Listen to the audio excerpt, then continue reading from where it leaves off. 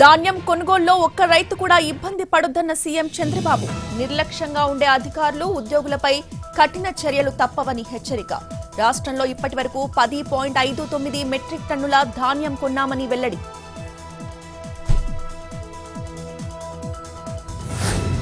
ఏపీలో ఈ నెల 14 నుంచి సాగునీటి సంఘాల ఎన్నికలు. 3 విడతల్లో ఎలక్షన్స్ నిర్వహిస్తున్నామన్న మంత్రి నిమ్మల.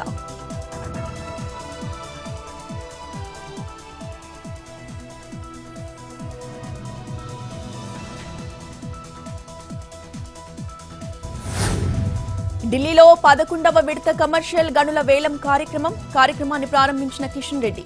దేశ అవసరాలకి అనుగుణంగా బొగ్గు ఉత్పత్తి చేస్తున్నామన్న కేంద్ర మంత్రి. పారదర్శకంగా కోల్ బ్లాక్ల ఆక్షన్ నడుస్తోందని వెల్లడి.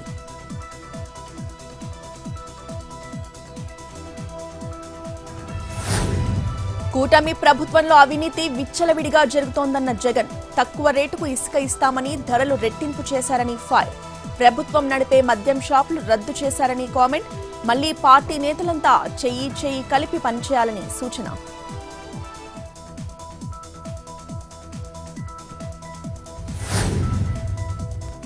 జగన్ పై కక్ష తీర్చుకోవడమే చంద్రబాబు కర్తవ్యం. సీఎం ప్రజా వ్యతిరేక నిర్ణయాలు తీసుకుంటున్నారన్న విజయసాయిరెడ్డి. జగన్ను నన్ను కూడా జైలుకు పంపాలనుకుంటున్నారని కామెంట్. పీడీఎస్ బియ్యం అక్రమ రవాణాలో 6 ఐపీఎస్ల ప్రమేయంపై ఉంది. పక్కా ఆధారాలు అన్నీ ఉన్నాయన్న నాదెండ్ల మనోహర్. సిఐడి విచారణలో నెట్వర్క్ అక్రమాలు బయటపడతాయన్న మంత్రి. ఖమ్మం జిల్లా బుగ్గపాడులో తుమ్మల శ్రీధర్ బాబు పర్యటన. మెగా ఫుడ్ పార్క్ ను ప్రారంభించిన మంత్రులు.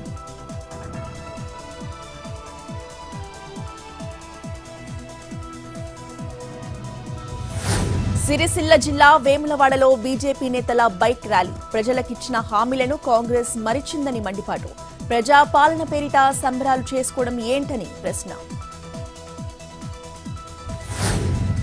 తొక్కిసలాట ఘటనలో హీరో అల్లు అర్జున్ పై కేసు నమోదు. బన్నీ టీంతో పాటు సంధ్యా థియేటర్ యాజమాన్యంపైన కేసులు.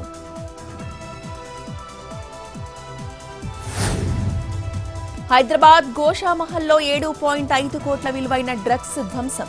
208 కేసుల్లో సీజ్ చేసిన డ్రగ్స్ ను ధ్వంసం చేసిన పోలీసులు.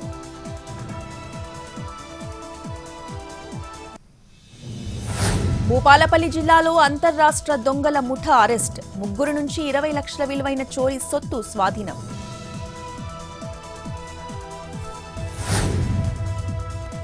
ములుగు జిల్లా మేడారంలో విషాదం. క్రాంతి అనే యువకుడు ఉరివేసుకుని సూసైడ్. ప్రేమ విఫలమైందని మనస్తాపం.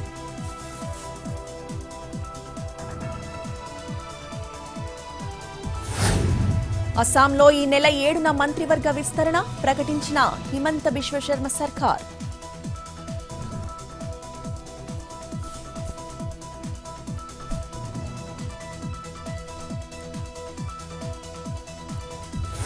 నేపాల్లో ఘనంగా వివాహ పంచమి వేడుకలు. జనక్పూర్లో మిన్నంటిన సంబరాలు.